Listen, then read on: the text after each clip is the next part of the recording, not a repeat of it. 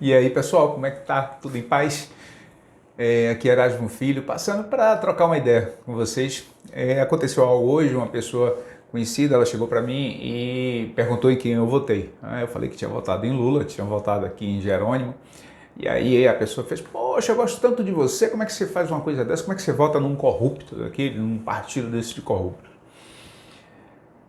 Confesso que a, a, essa resposta, né, ela me pegou de surpresa, mas aí eu também falei, olha, infelizmente não é porque você gosta de mim que eu vou ter que pensar igual a você e vice-versa. Se você puder continuar gostando de mim desse jeito, eu vou agradecer muito. Se não puder, aí a gente vai ter que ver o que é que faz.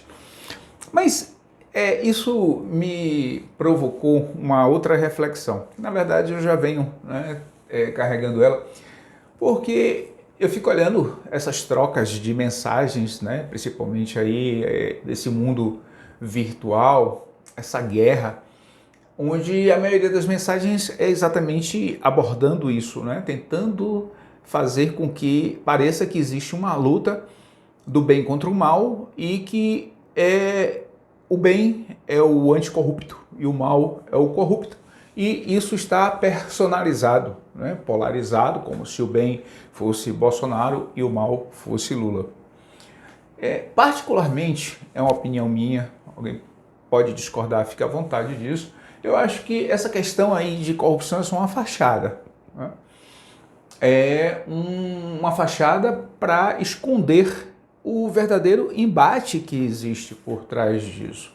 Né? É algo que foi criado, isso já foi criado antes, na eleição anterior para presidente e continua sendo mantido agora, porque é como se fosse uma forma de manter o foco em algo concreto, combate à corrupção, e no reboque disso aí, há uma ideologia que está sendo trabalhada para ela ser implementada. É uma ideologia que qual é o objetivo, né, da ideologia? O que? É transformar a realidade com seus próprios princípios, com seus próprios valores. Dizer, ó, isso aqui é o certo, aquele outro é o errado. Pronto. Então, a ideologia resumindo, é isso e é isso que objetiva. Então, não é sobre corrupção, exatamente, essa discussão toda. Porque se fosse, e se houvesse uma clareza realmente sobre o que está se discutindo, o próprio eleitor de Bolsonaro, por exemplo, ele iria questionar por que existe um orçamento secreto, essa excrescência com o dinheiro público. Não é? Ele iria questionar por que tem que existir decretos sigilosos de 100 anos. Se tudo está correto, se tudo é honesto, se não há corrupção, por que então decretos que nem meus netos vão conhecer? Né? Somente quem vier depois disso aí é que vai saber o que foi que aconteceu. Quando não interessar mais nada, quando o que tinha que ser feito já foi feito, talvez implementado essa ideologia até para desconsiderar tudo isso que foi feito, não vai ter mais o que fazer, vai reclamar de quê? Então, não vejo como sendo a discussão por corrupção. Essa aí é a forma de manter acesa a guerra aí. E essa implementação dessa ideologia, o que eu vejo é o quê? É uma ideologia que parte do princípio que violência, ela se combate com violência. Então precisamos de mais armas. Mas e os efeitos disso? Não é? A gente está vendo aí toda hora mortes acidentais ou estimuladas pela facilidade de armas. E essas armas na mão da população, quem vai tomar? As milícias? Né? Então, há uma ideologia querendo ser implementada que a violência precisa ser combatida com violência, então o cidadão de bem ele precisa estar armado para vencer isso. É uma ideologia que ela prega uma divisão. Né?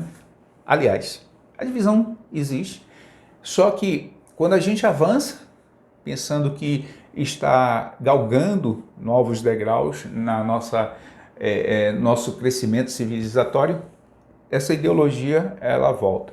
A divisão de negros e brancos. Negros têm que saber onde é o seu lugar, e é na senzala, a senzala virtual, ela continua forte aí. Entre ricos e pobres, o que é que o pobre quer fazer no lugar do rico? Para que empregada doméstica quer viajar para a Disney, como questionou o ministro da Economia, Paulo Guedes? Por que o filho do pobre ele vai poder participar de um concurso público e poder ingressar pela porta da frente no serviço público? Aquele lugar ali é do rico. E ele não precisa do concurso público para fazer isso. E se ele precisar do concurso público, ele está em melhores condições para fazer isso. Mas a ideia é que não precise. A indicação, porque o branco ele tem sangue azul, porque ele é a criatura abençoada por Deus e o negro foi pelo diabo. Inclusive tem negros que se veem nessa condição de que são uma segunda raça, uma sub-raça, só não é uma raça que foi criada por Deus assim, com toda a sua plenitude. Tem, inclusive negros que têm esse pensamento.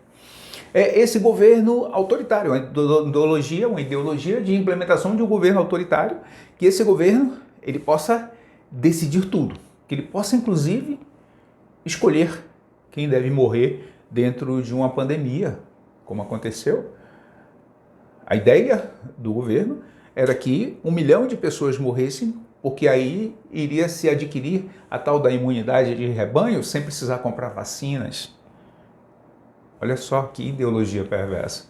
É a mesma que ela decide quem sobrevive.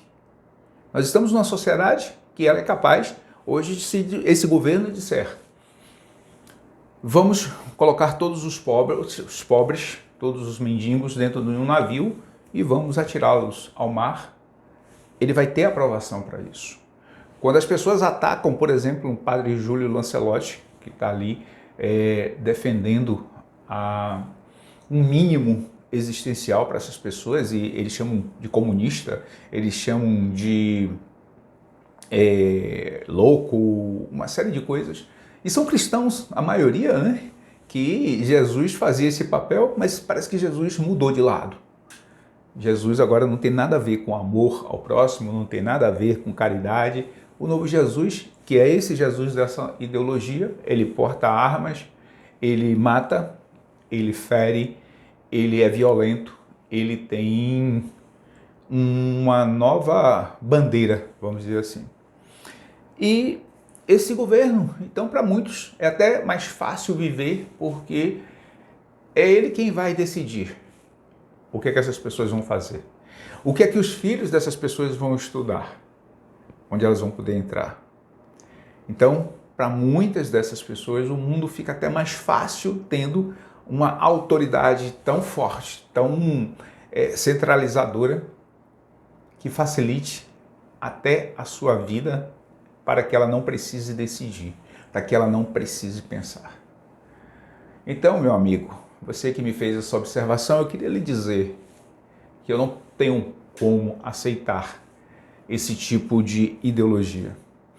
E não tenho mais como ficar em um campo neutro, porque eu tenho que decidir se eu quero estar do lado das pessoas que estão dispostas a tentar vencer a fome de alguma forma, de tentar fazer com que o Nordeste ele tenha melhores condições de vida, e estar em um outro lado que, por ele, não importa o que aconteça com o outro lado, importe apenas com o seu próprio lado. Eu tenho que decidir em qual desses dois lados eu quero estar. Eu preciso decidir se eu quero estar ao lado de um grupo que, por exemplo, defende uma família tradicional, onde a violência impera, onde o marido pode bater na mulher e ela não pode dizer nada, ela tem que ficar calada, porque ela foi feita da costela de Adão, onde essa mulher, ela não tem nenhum direito, porque ela é mantida economicamente por um homem. Ela, inclusive, aceita ser traída, ela aceita tudo porque ela está ali como papel de mulher.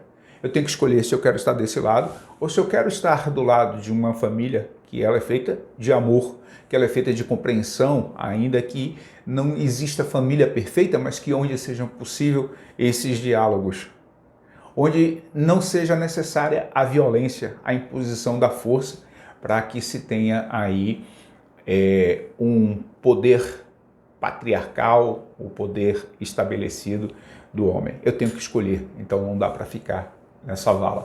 E eu fiz a minha escolha, e a minha escolha é o 13. É Lula, presidente do Brasil, e Jerônimo, governador do estado da Bahia. Até lá.